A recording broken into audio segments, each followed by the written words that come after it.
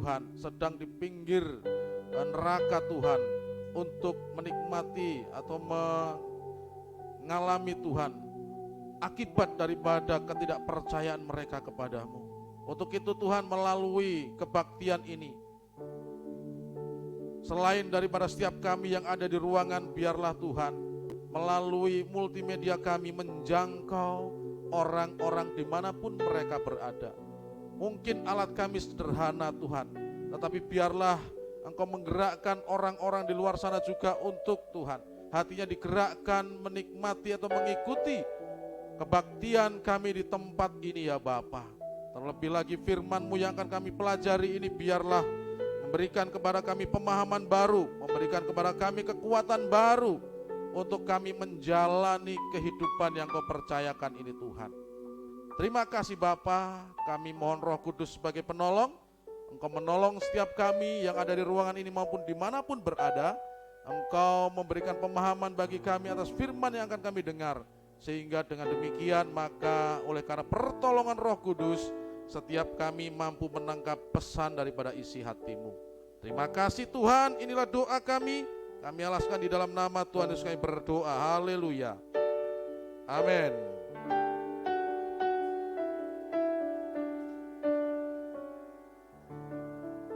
Baik, shalom Bapak Ibu. Jawab dengan jujur. Apa kabar? Luar biasa. Puji Tuhan, jawaban jujur luar biasa. Silakan teman-teman. Pagi hari ini saya akan mengambil tema yaitu hati yang mendengar. Bagaimana bisa dikatakan hati yang mendengar? Bukankah mendengar itu memakai telinga? Begitu ya? Makanya di situ itu selalu pakai tanda baca saya kalau misalkan menulis. Jadi di situ ada tanda petik, artinya saudara bahwa ketika kita mendengar jangan hanya menggunakan telinga, tetapi gunakanlah juga hati. Karena kalau kita mendengar hanya dengan telinga saja tanpa menggunakan hati, saudara, itu bahaya. Karena ada kalanya kita itu lebih cepat respon dengan apa yang kita dengar, padahal itu belum tentu kebenarannya. Ya Bapak Ibu ya. Jadi hati yang mendengar adalah tema yang saya ambil untuk pemberitaan firman Tuhan. Namun sebelumnya saudara, kami minta maaf tadi ibadahnya terlambat hampir 10 menit ya. Saya tidak tahu kalau itu jam saya baterainya habis, belum saya isi. Jadi waktu saya di situ tanya-tanya jam berapa? 9:20, 10. Wah, kaget. Ya. Jadi ini pelajaran bagi kita saling mengingatkan. Ini plus 10 menit itu waktu yang berharga ini. Ya. Kita sudah 2 poin ini kalau mendengarkan firman Tuhan ini 10 menit ini. Ya. Saudara, hari-hari ini sebuah planet baru, ya boleh dikatakan seperti itu, sedang mengancam dunia kita. Saudara memahami atau menyadari enggak hal itu? Bahwa dunia baru, bahwa sebuah planet baru itu segera mengancam kehidupan kita. Dan ini nyata di hadapan kita, saudara. Saudara menyadari enggak akan ini? Apa yang saya maksud dengan dunia atau planet yang baru adalah dunia atau yang namanya metaverse. Itu gambarnya. Kalau saudara lihat di televisi ada orang atau di iklan yang pakai kacamata begini tuh main teriak-teriak begini tuh. Ya, seperti inilah. Ini masih langkah awal saudara. Bahwa ini dunia digital yang diciptakan 3G. Artinya jika hari-hari ini kita atau anak-anak kita itu dunianya masih memandang dengan ada di sini dan kita masih otak-atik seperti itu aja, ya. Tetapi nanti saudara dengan dunia digital yang ada, itu di sana ketika kita masuk ke dalam dunia ini dan mengikutinya, itu semuanya seperti real. Kita ada di satu ruangan, tetapi kita bisa melihat kemana yang kita inginkan. Ya, makanya sekarang juga heboh itu. Ada yang jual tanah di dunia Metaverse, saudara. Dan harganya luar biasa. Padahal di sini masih banyak tanah nih. Ya. Dan di dunia ini saudara, keterbatasan fisik tidak menjadi halangan. Orang yang lumpuh ketika dia masuk ke dunia ini dan mengikutinya saudara, ya, dia di sana tidak lumpuh, dia bisa main basket, bisa main bola, ya, dan dia bisa rasakan itu real. Menyentuh berjabat tangan dengan seseorang itu seperti berjabat tangan betul. Kalau saya sederhanakan dunia kita kemarin-kemarin nih, mimpi saudara. Betul? Kalau kita mimpi ditampar sakit enggak? Mimpi naik motor kenceng-kenceng jatuh, sakit saudara. Ya padahal itu jatuh dari ranjang. Tapi di dunia ini seperti itu saudara. Bedanya kalau mimpi kita tidak bisa ciptakan, kadang-kadang kita mimpi enak nih. Udah enak-enak dibangunin lagi, kok ganggu saja, kita tidur lagi, kita paksa-paksa ke yang tadi gak bisa. Kembali lagi ke mimpi yang tadi gak bisa. Ya. Tetapi kalau di dunia ini saudara, di dalam dunia metaverse ini saudara, kita bisa sesuai dengan apa yang kita inginkan. Di dunia ini saudara, yang saya pelajari dan memang ini nyata adalah bahwa ancaman bagi kita. Saudara. Zaman kita, ini baru zaman TikTok loh. Ya. Zaman kita Facebook lah. Zaman anak kita TikTok. Ya. Instagram. Dan di dunia metaverse ini saudara, ketika kita banyak follower saudara, itu mempengaruhi tingkat kekayaan kita di sini nih. Karena apa? Ketika kita membangun rumah di dunia ini, nanti iklan-iklan yang ada akan pasang di dunia itu. Ya. Contohnya yang saya baca dan sangat menggelitik memang juga, Gucci, ini kan merek baju yang terkenal ya.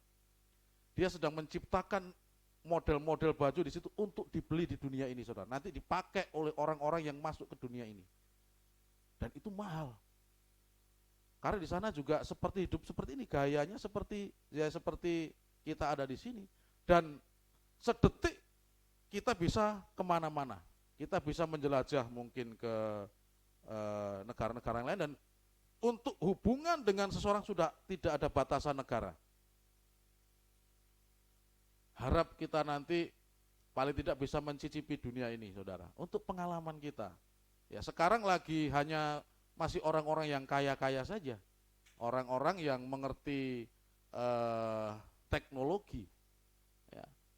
Kita mungkin masih bingung dan alatnya mungkin masih mahal. Ya. Tetapi untuk Facebook saudara, itu tahun 2023 sekarang sedang diproses pengerjaannya. Mereka kan menggaungkan tahun 2021 nih, ya nama Facebooknya itu diganti dengan Meta. Nah, mereka sedang menciptakan alat yang bukan hanya nanti seperti ini berat di sini langsung ini, tetapi mereka menciptakan hanya taruh di sini, kacamata ada di sini dan ringan, dan ketika dia masuk ke dunia itu, dia tanpa pakai alat. Kalau sekarang masih pakai kabel-kabel. Nah nanti Bapak Ibu bisa lihatlah di YouTube di mana itu mereka menerawang ke depan seperti apa. Jadi tanpa kabel, hanya kita berpikir itu kita bisa bersinggungan, bersentuhan dengan dunia itu saudara. Dan itu real. Ketika kita ingin bertemu atau sekarang rapat ini kan pakai via Zoom ya. Via Zoom kita masih duduk di sini nih. Nah nanti saudara di dunia ini ketika perusahaan memfasilitasi dengan alat ini saudara, rapat kayak Pak Pendi gak perlu ke Surabaya. Cukup dari rumah, seperti seolah-olah hadir di ruangan rapat itu. Ketemu dengan bos, jabat tangan, merasakan jabat tangan. Ya. Dan inilah dunia sekarang yang kita hadapi ke depan. Coba nanti cari saudara, cari perkiraan 20 tahun ke depan. Ya ini yang harus kita persiapkan untuk anak-anak kita saudara. Ya. Ini yang terjadi sekarang ini di dunia ini, saudara. Dan perkembangannya itu semakin cepat. Jadi kalau kita ini hanya seperti puas dengan hari-hari ini, seperti nanti kehidupan orang-orang kita di gereja ini seperti orang kuno.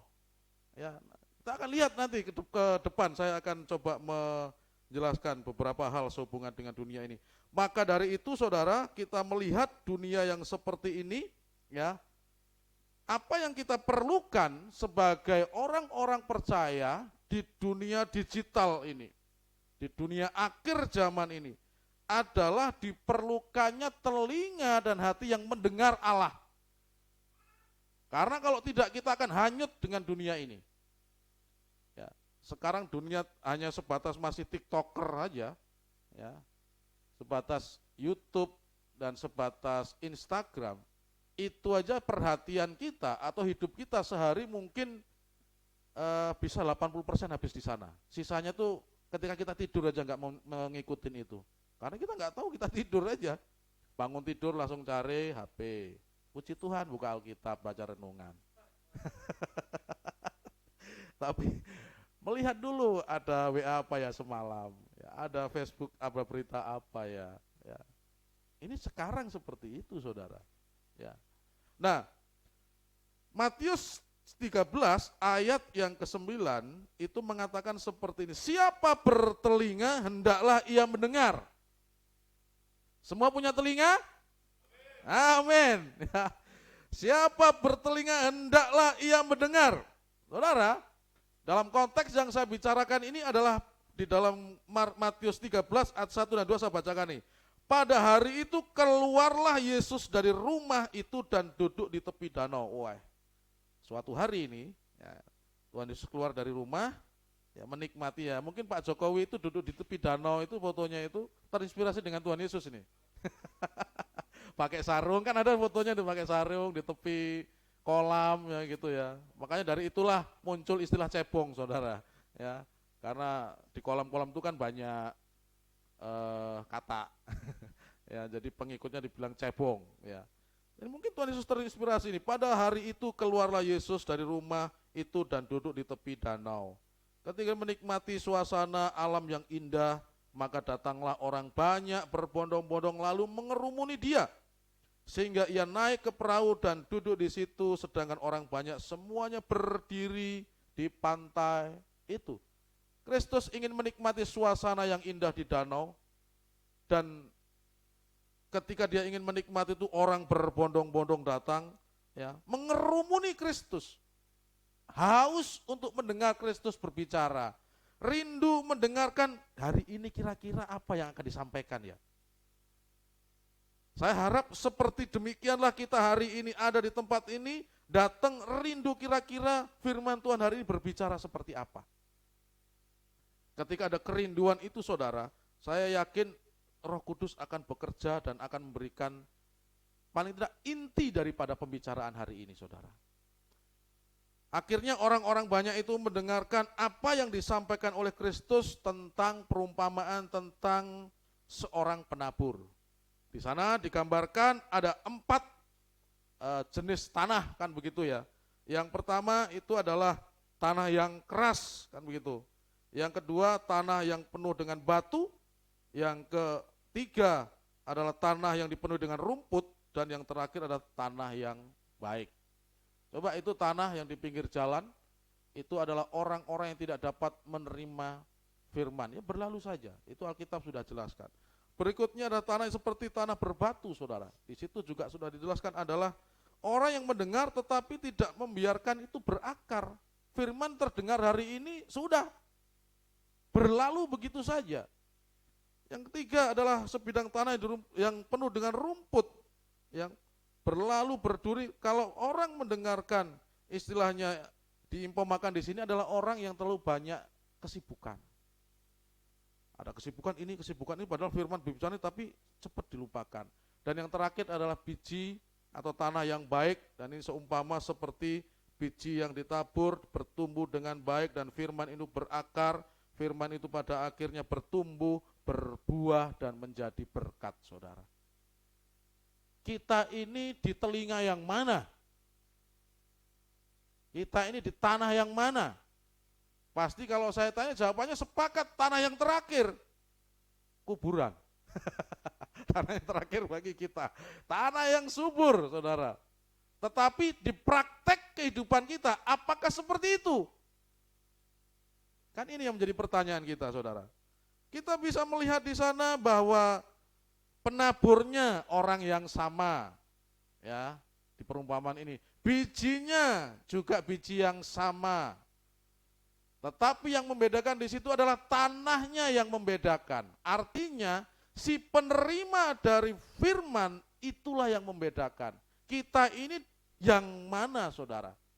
Ada 4, kalau kita mungkin persenkan adalah, kalau misalkan masing-masing 25% dan ada 4 100%, hanya 25% yang menerima firman Allah, saudara. Selebihnya itu mendengar, tidak percaya, mendengar, tidak mau menyimpan dan mempelajari sehingga tidak berakar. Yang ketiga, mendengar tetapi karena kesibukan, karena kekhawatiran, itu dilupakan berlalu saja. Kita bisa bayangkan, di antara 100% ini, apa kita dari bagian yang 25% itu? Artinya yang tanah yang subur. Ini yang menjadi perenungan kita, saudara. Karena pada dasarnya, saudara, kita memiliki telinga, ya, itu jarang connect dengan hati. Lebih banyak connect-nya itu dengan pikiran. Maka ketika mendengar langsung connect dengan pikiran, yang ada adalah apa? Logika. Langsung kita rasionalkan, kita olah, bener enggak nih pertimbangannya, pertimbangan, saudara. Padahal kalau kita melihat dari dasar firman Allah kepada orang Israel, itu kan begini, perintah dasar ya, itu dalam Ulangan 6 ayat 4 ya. Ini 10 perintah Allah di dasarnya, saudara. Dengarlah hai orang Israel, Tuhan itu Allah kita, Tuhan itu Esa. Dengarlah, saudara. Itu dengarlah hai orang Israel, Tuhan itu Allah kita, Tuhan itu Esa. Bukan kita tidak punya telinga tetapi tidak mau menggunakan dengan baik, dan itulah orang-orang di akhir zaman ini, saudara. Informasi terlalu banyak, saudara.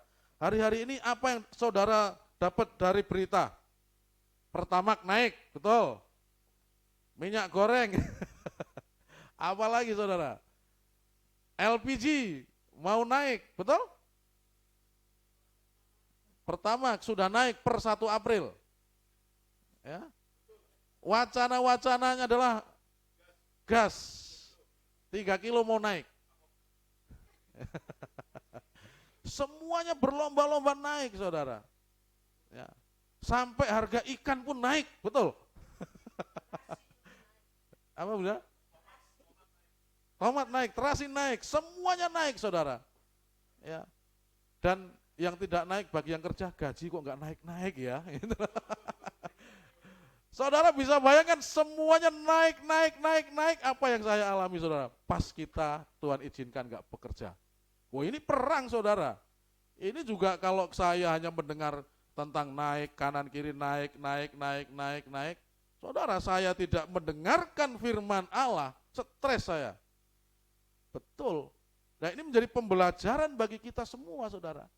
Makanya firman ini sebelum saya sharingkan, memberkati saya terlebih dahulu. Ya. Namanya kita juga manusia, saudara. Ketika mendengarkan kok semua yang ada di, kita sebenarnya nggak mau. Saya ini di rumah nggak punya TV ya, karena TV sudah ada di sini nih, satu. Kalau kami nonton berita lewat komputer saja, lewat HP. Sengaja kadang-kadang kami itu nggak mau mendengar berita-berita itu, tapi takut ketinggalan zaman. Ya. Tapi nggak mau mendengar berita itu, kita buka Facebook, detik.com, di situ muncul. Iya toh, CNN Indonesia muncul. Dan judulnya itu provokatif, saudara. Kalau kita melihat judulnya saja, kita emosi. Ya, kadang-kadang judulnya itu membuat kita penasaran, kalau kita nggak membukanya, oh, nggak cocok dengan isinya ini, gitu loh. Ya, dan itu bahaya. Kalau kita nggak mendengarkan imbangi dengan firman Tuhan, saudara, waduh, udahlah, kita akan lemah. Ya, kita akan lemah. Selanjutnya, saudara, bahwa sudah berapa lama kita menjadi orang percaya? Ini pertanyaan yang klasik. Dan sudah berapa lama Tuhan mengizinkan untuk bekerja di dalam kehidupan saudara? Ini pertanyaan yang saudara bisa renungkan sendiri.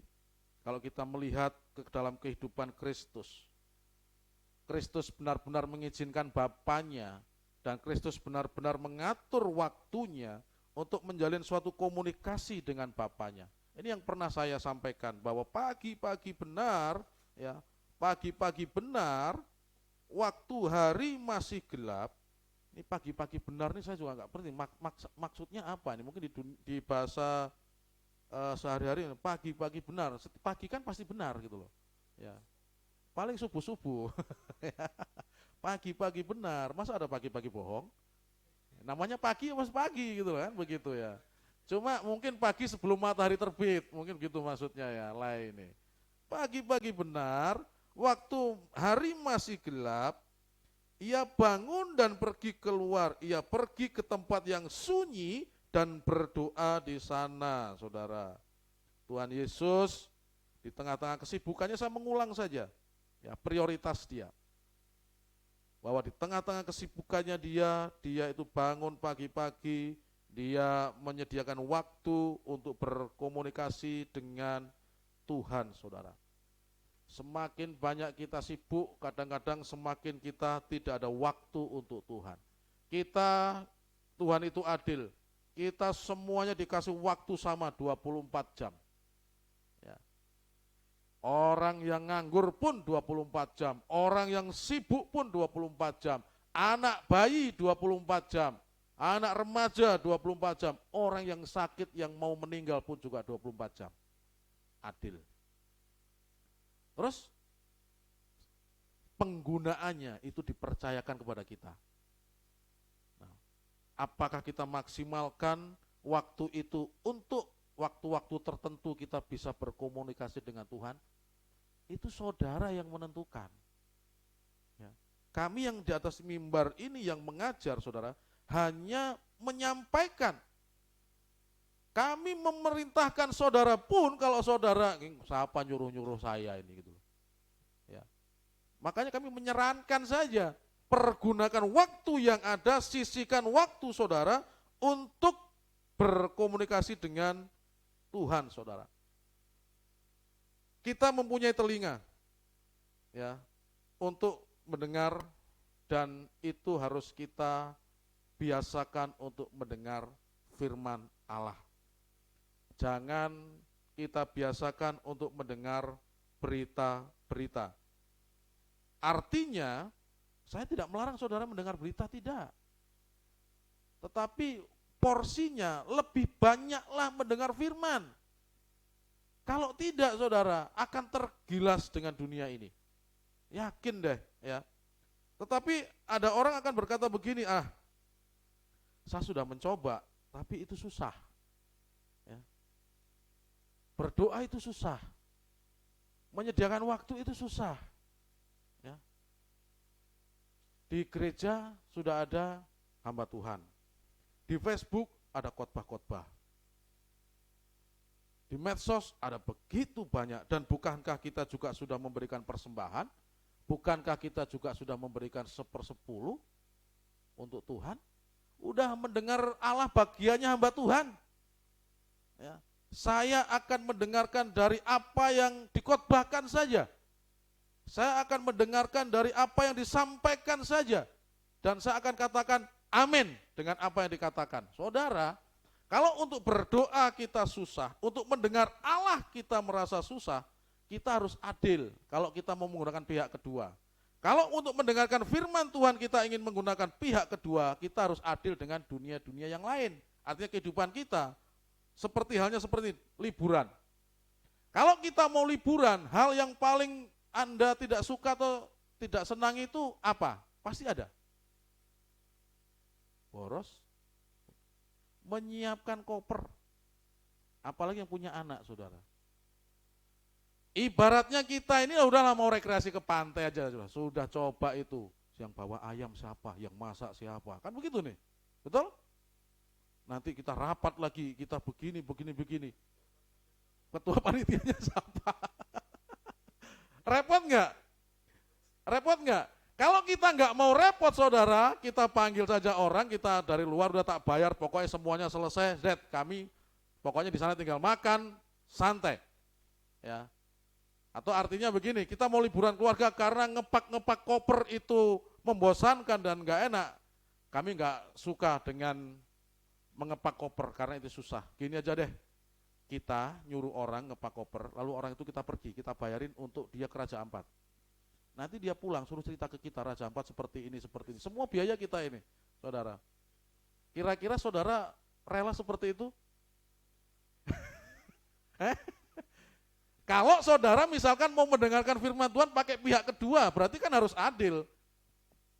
Pak koper itu susah alasannya. Doa juga susah Tuhan, bosan ya. Saya dengar dari hamba Tuhan saja deh. Ya, pihak kedua, saudara. Di dalam kehidupan yang lain, saudara juga harus berpikir itu. Ketika saudara, mungkin yang lainnya, ketika saudara yang masih muda berpacaran nih.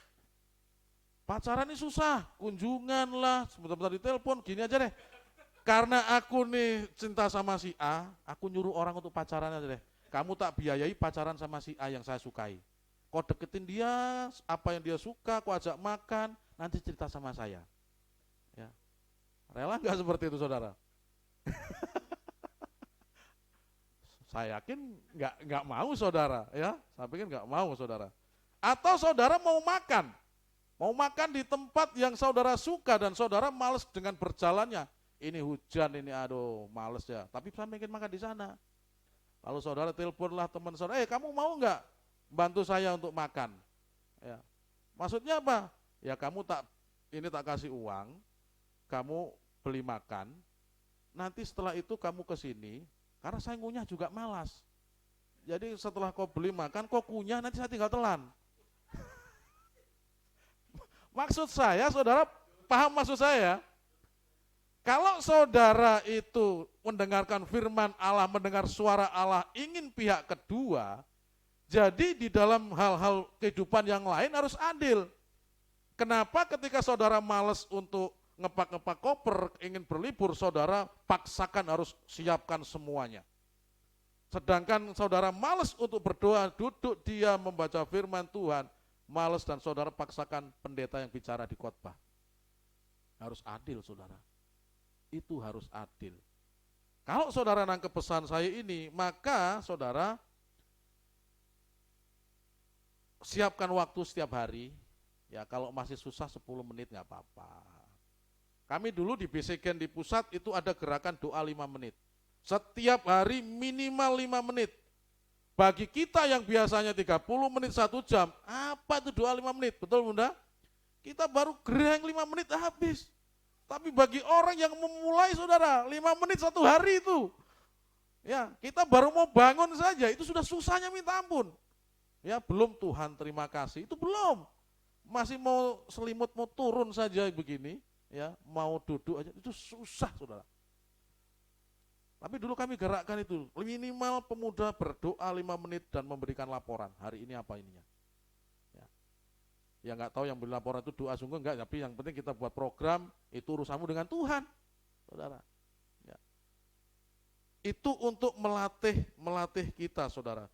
Nah, saudara, di kehidupan atau hari ini, tahukah saudara bahwa kita kembali ke awal yang saya sampaikan tadi, dunia digital, gereja saat ini sedang mempersiapkan masuk ke dunia sana. NDC tahu, gereja yang besar, dia sedang mempersiapkan untuk gereja metaverse, gereja digital. Jadi semua jemaat saudara, semua jemaat nanti bisa ibadah dengan NDC. Dimanapun saudara berada, ketika saudara masuk ke dalam linknya mereka, ngikutin ibadah, kita seperti seolah-olah ada di tempat itu, kita bertepuk tangan, kita meloncat-loncat saudara, sedangkan kita di rumah.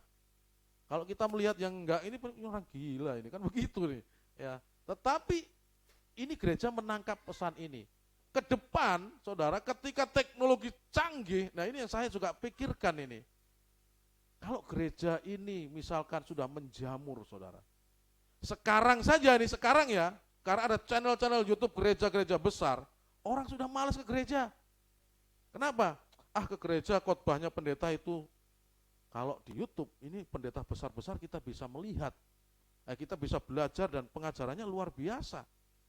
Di rumah saja kita belajar, di rumah kita juga ibadah kok mendengarkan firman Tuhan. Itu baru sebatas YouTube saudara, baru sebatas di sini kita belajar begini. Nah nanti ketika dunia ini masuk ke gereja saudara, ketika saudara pasang seperti ini, langsung kita masuk dengan akun kita dan masuk ke situ, seolah-olah kita ada dalam satu ruangan gereja yang besar dengan banyak orang yang ada di situ memuji Tuhan, meloncat-loncat seperti real. NDC sedang menyiapkan ini dan beberapa gereja yang lain. Dan ke depan saya tidak tahu nasib gereja begini ini seperti apa. Karena kita nggak bisa membawa ya generasi ke depan itu seperti apa. Mungkin orang beribadah seperti ini akan dikatakan kuno.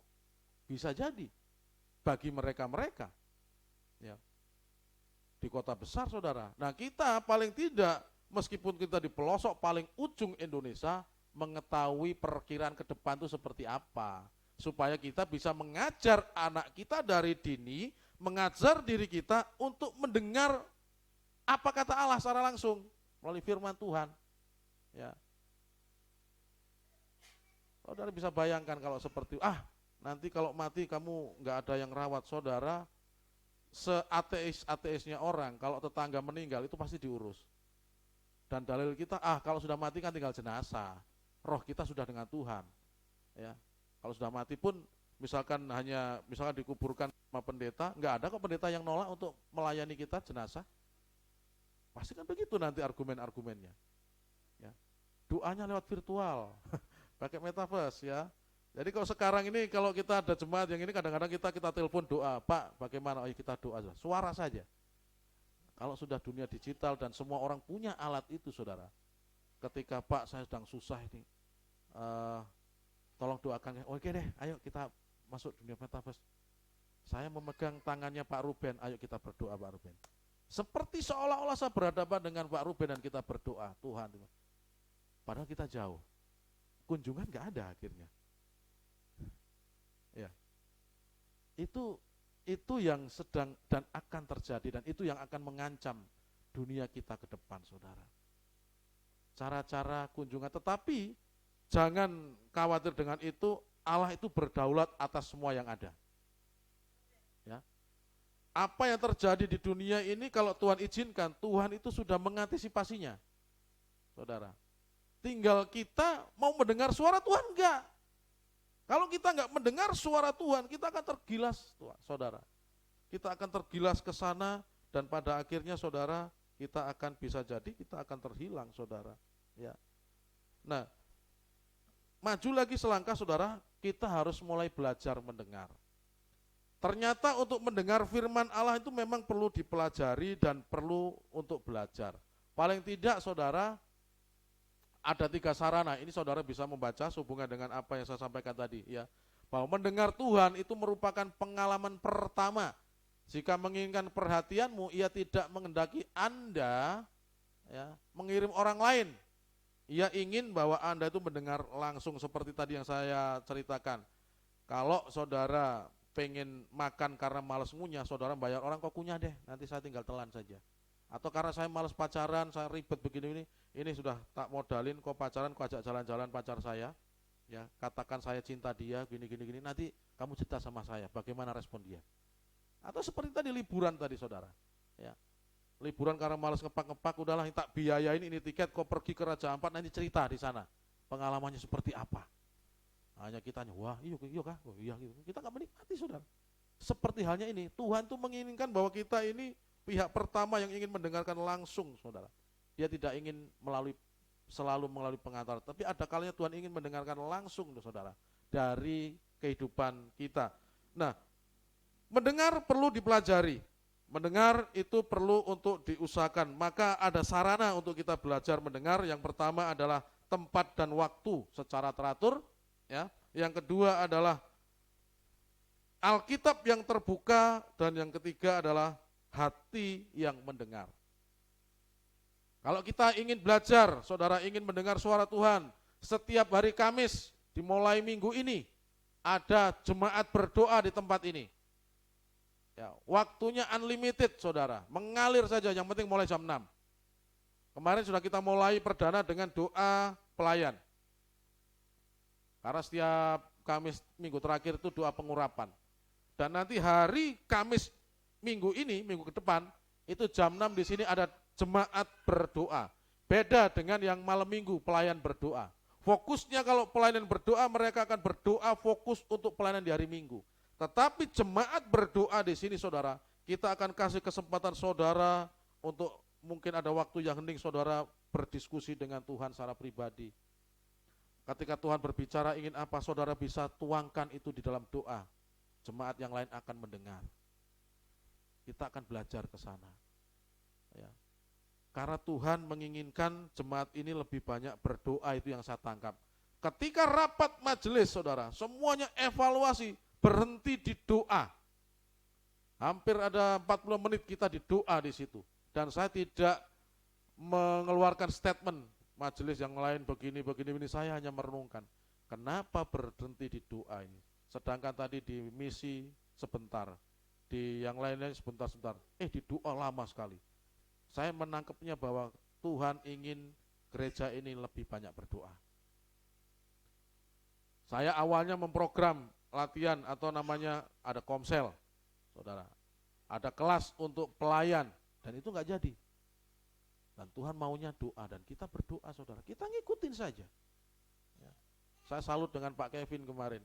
Pak, saya nggak bisa hadir karena ini tahu toh akhir bulan tutup buku. Ya. Tapi Pak, kalau ada waktu datanglah kita nih. Saya kaget sudah datang beliau ini. Setelah selesai doa, Pak, saya izin nih, saya mau ke kantor lagi. Wah, saya pikir sudah selesai. Beliau ke kantor lagi saudara untuk bekerja. Seandainya ada Pak Kevin yang lain di sini ketika doa jemaat itu ramai saudara. Waduh, kursi ini nggak akan muat dengan jemaat saudara. Cepat ya. Ada sarana bagi kita untuk belajar mendengar arah, yaitu tempat dan waktu yang sama. Artinya kalau kita mau disiplin Tuhan, saudara, tetapkan waktu untuk berdoa. Tuhan tidak meminta waktu khusus 1 hari 5 kali. Jam ini, enggak. Tetapi Tuhan meminta saudara paling tidak menyediakan waktu untuk saudara bertemu dengan Dia. Bukan menyampaikan keluhan-keluhan saja, tetapi dengarlah suaranya. Ya, membaca firman Allah. Ya. Kalau saya pagi, itu saya memang sudah komitmen bahwa sebelum beraktivitas itu membaca firman Tuhan, pujian penyembahan, berdoa, habis itu mulai aktivitas. Itu sudah komitmen saya dari dulu saudara. Alkitab yang terbuka, bacalah Alkitab sesuai dengan kalau mau maju saudara, mau disiplin, bacalah itu sesuai dengan bacaan yang ada. Kita sudah ada setiap bulan itu teratur. Jangan membaca Alkitab dengan bim salah bim, hari ini ini sudah. Besok lagi bim salah bim, kita buka ini saudara. Kalau kita ingin disiplin, kita ingin teratur, bacalah sesuai dengan yang ada. Hari ini mulai dari Kejadian. Kita sudah ada bacaan 1 tahun saudara. Ya. Dan ini sudah tahun keberapa nih, semenjak gereja ini ada nih. Semenjak pos PI kalau nggak salah. Ini sudah 3 tahun, ini jalan tahun ketiga. Kita baca tahunan. Dan saya selalu buka, saya selalu kirim di akhir bulan saudara. Jadi hari ini yang kita baca itu sama dengan tanggal yang tahun lalu, tanggal 3 April, sama. Tapi lihat yang saya sharingkan dengan tahun lalu beda, Bapak Ibu. Ya, itulah kayanya firman Tuhan. Telinga yang terbuka, saudara. Ya, hati yang mendengar. Ini berikutnya, saudara. Kalau saudara Tuhan mau berbicara, maka berilah hatimu, berilah pikiranmu. Ya, biarkan Tuhan berbicara. Kadang-kadang kan kita bingung ini, bagaimana mendengar suara Tuhan berbicara? Apakah langsung, "Hai Dodi, gitu ya. Ini aku. Sekarang kau ke dapur buat kopi karena kau ngantuk." Saudara, kadang-kadang kita itu diingatkan dengan kejadian atau kadang-kadang Tuhan kasih penglihatan seperti ini. Kadang-kadang saya berdoa, saudara, kadang-kadang diingatkan kok tiba-tiba wajah jemaat ini muncul ya. Saya tidak menghayal, tidak. Tetapi kadang-kadang berdoa, ini kenapa jemaat ini kok muncul gini-gini. Saya nggak langsung telepon. Saya lihat medsosnya dulu, Facebooknya ini berbicara apa, status Facebooknya berbicara apa. Dari situ kadang-kadang ketahuan, oh ini susah ini lagi marah sama orang ini. Kan begitu. Ya, baru kita deketin apa kabar di WA dulu. Ya, enggak langsung, "Pak, bagaimana hari ini? Saya tadi pagi kok teringat nama Pak ya. Kira-kira Pak ada apa ini?" Ada caranya, saudara. Artinya supaya kita masuk dan orang itu tidak membuat gap sama kita, ada caranya. Pelan-pelan, ya. Kalau kita langsung masuk hantam, orang itu nanti akan membentengi diri, saya tidak apa-apa Pak, saya aman Pak, puji Tuhan saya aman. Wah itu sudah susah saudara, karena sudah membuat tembok dulu, karena kita salah masuk. Ya, ada trik-trik dan ada caranya. Hati yang mendengar, seperti halnya kalau kita membaca dan melihat saja dan tidak menggunakan hati dan pikiran kita saudara. Ini yang dialami oleh anak saya Quinsa ini. Namanya anak sekolah kan pasti ada geng-gengnya gitu ya. Nah gengnya dia ini beli baju sweater yang sama di online. Harganya itu 50 ribuan katanya. Nah, saya bilang kamu mau beli? Ya teman-teman beli, mau bagaimana beli sudah. Ya, pakai papa tapi nggak mau belikan, pakai tabunganmu. Karena saya tahu kalau saya bilang karena ini anak sekolah geng itu solidaritasnya tinggi saudara. Apapun bisa dikorbankan itu, ya. Karena kita kan pernah dulu di situ. Saat pancing begitu, oke, pakai uang saya. Kadang-kadang kita mau pinjam aja susah nih karena anak-anak nih. Pinjam dulu lah, ini papa nggak ada uang nih. Nggak bisa. Nanti papa nggak kembalikan. Ya, belajar pengalaman memang betul nggak dikembalikan. Ketika kita bicara begitu saudara, oke saya pakai uangnya nih, dikeluarkanlah 50 ribu, dikumpulin ke temennya, ditransfer, beli online. Itu ada 5 orang, 250 ribu. Bukti olehnya dikirim di grupnya dia, tak lihat ini Pak. Oh ya sudah aman, pikiranku juga begitu, saya nggak perhatikan betul. Ternyata saudara di situ tuh pembeliannya minimal harus habis 500 ribu. Nggak dibaca betul ketentuan syarat berlaku, nggak dibetul, cuma harga saja.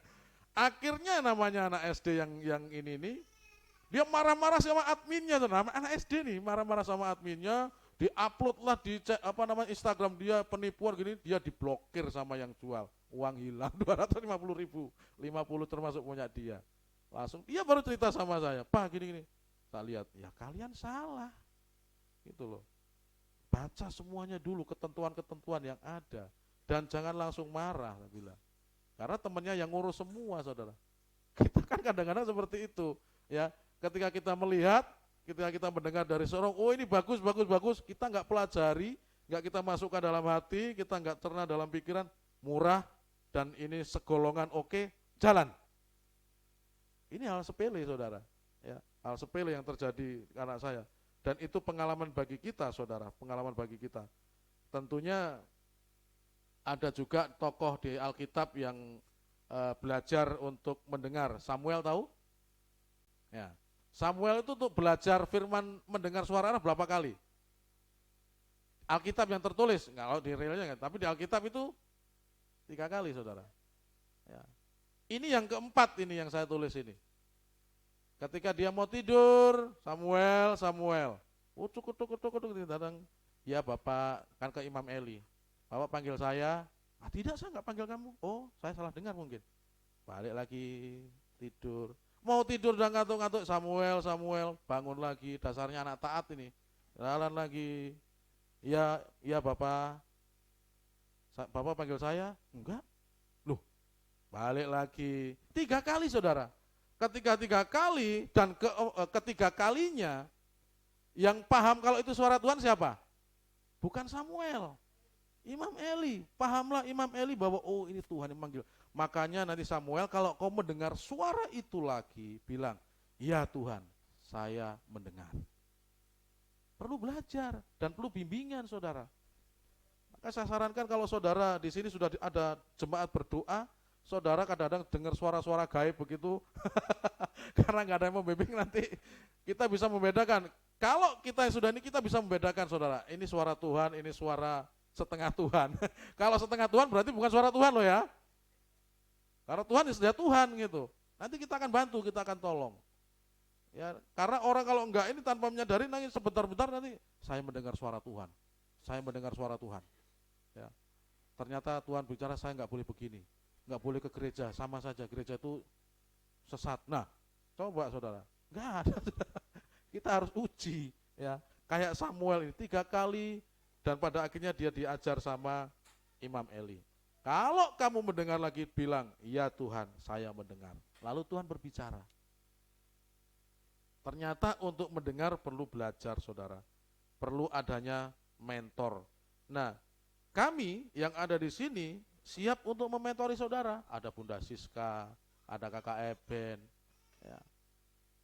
Bisa kita nanti diskusi lagi selebihnya untuk belajar mendengar firman Allah. Karena kalau tidak, saudara, ini di dunia akhir, saudara akan terjebak dengan arus dunia yang saya sampaikan tadi, saudara. Sangat bahaya, saudara. Sangat bahaya. Dan kesimpulan yang bisa saya sampaikan dari apa yang saya sampaikan ini adalah mendengar firman adalah suatu perintah Tuhan. Tadi yang teks yang kita baca tadi, saudara, bahwa siapa bertelinga hendaklah ia mendengar, tanda seru. Berarti itu perintah. Ya, jadi kesimpulan yang saya sampaikan bahwa mendengar firman Allah adalah perintah Allah. Yang nama perintah harus kita dengarkan, dan mendengar firman nggak perlu biaya. Saudara membaca di rumah juga bisa. Oh Pak, nggak bisa karena di situ ada perlu yang namanya kuota. Memangnya kuota Alkitab yang sudah kita install perlu kuota? Kan enggak. Ya. Kalau saudara nggak ada kuota untuk menginstal Alkitab, datanglah ke gereja, minta password wifi-nya, install dulu mumpung online gratis. Ya. Kan bisa saja. Mendengar perlu belajar. Ada sarana yang diperlukan untuk belajar mendengar, yaitu tempat dan waktu yang sama, Alkitab yang terbuka, dan hati yang mendengar. Yang ketiga, zaman sudah berubah, saudara. Kini Allah membutuhkan orang-orang yang mau mendengar dan kemudian melakukan. Terakhir, kalau dulu perusahaan-perusahaan mencari karyawan, itu adalah karyawan yang cakap berbicara. Betul? Ketika bisa presentasi, bisa berbicara, maka dia akan diterima. Tetapi hari-hari ini, saudara, perusahaan berubah arah. Untuk mencari karyawan, diperlukan yang dicari adalah orang yang mau mendengar. Hari-hari ini, saudara, untuk mencari karyawan yang dicari itu karyawan yang mau mendengar. Ya. Sama halnya pemimpin dulu kalau menjadi presiden, itu yang dicari adalah presiden yang bisa berorasi dengan luar biasa. Bung Karno orasinya gini membakar semangat. Sekarang, saudara, yang dicari pemimpin itu adalah pemimpin yang mau mendengar rakyat. Mau duduk dia mendengar suara rakyat, ketika mendengar baru dia merumuskan program-program yang ada. Bukan orasi dulu baru membuat program sesuai dengan maunya. Dunia sekarang sudah berbeda, saudara. Hamba Tuhan juga dituntut seperti itu. Sekarang itu tidak banyak berbicara, dituntut untuk apa? Mendengar jemaat. Setelah mendengar jemaat baru kita akan mendengarkan, kita berdoa, kita bawa dengan apa yang dia sampaikan, dan kita akan membimbing, saudara. Sekarang dunia ke situ. Di Amerika ada orang karyawan yang mendapatkan penghargaan nomor 1 tentang keberhasilan dia di asuransi, saudara. Bukan kepintaran dia ngomong sama orang, menawarkan kelebihan, enggak. Ternyata ketika dia diundang ke depan dan suruh berbicara, teknikmu apa? Teknik dia apa? Teknik saya adalah saya mendengar sebanyak mungkin. Orang berbicara saya dengar, ketika dia berbicara baru saya masuk menawarkan solusi. Asuransi ini loh. Diawali mendengar dulu, saudara, bukan berorasi dulu. Ini dunia sekarang. Ya. Ini dunia sekarang, saudara. Saya mengundang pemain musik untuk ke depan, saudara. Ini dunia sekarang adalah menuntut kita untuk kita mendengar. Saudara siap untuk mendengar firman Allah, siap mendengar untuk suara Allah. Ini perintah, siap gak siap, saudara harus mau. Ya. Siapa bertelinga hendaklah ia mendengar. Ya. Saudara sudah difasilitasi, Allah sudah mendekat melalui install HP yang terinstal, melalui Alkitab, saudara, melalui banyak hal. Tetapi lebih daripada itu bukan hanya sekedar mendengar dengan telinga, tetapi juga mendengar dengan hati. Ketika saudara mendengar dengan hati, di sana Allah berbicara, saudara.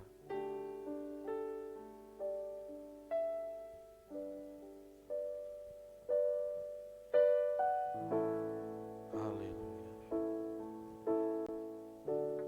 Rindu setiap waktu hidupi kebenaran-Mu, bukan dengan dunia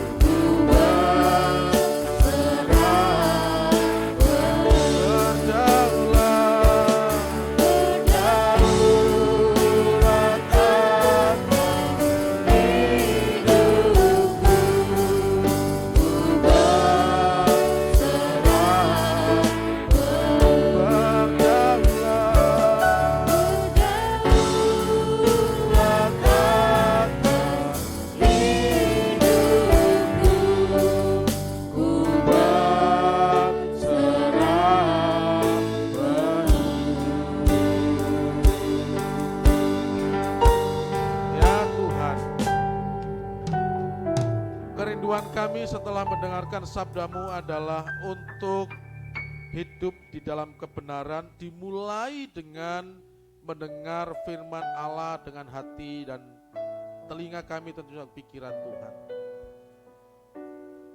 Dan di dalam mendengar ini kami memerlukan pertolongan karena sebagian daripada kami belum terbiasa Tuhan. Sebagian daripada kami belum Tuhan mengerti bagaimana caranya. Dan biarlah melalui firman ini setidaknya ada kerinduan, ada semangat untuk memulai belajar mendengar Allah. Karena mendengar adalah perintah Tuhan. Terima kasih Tuhan, terima kasih. Memberkati setiap umat-Mu yang hadir, dan biarlah firman ini bertumbuh. Firman ini berakar dan berbuah di dalam kehidupan umat. Selanjutnya kami akan mengikuti perjamuan Tuhan. Menyerahkan waktu selanjutnya ada di dalam pimpinan Roh Kudus. Di dalam nama Tuhan Yesus kami berdoa, haleluya, amin. Silakan.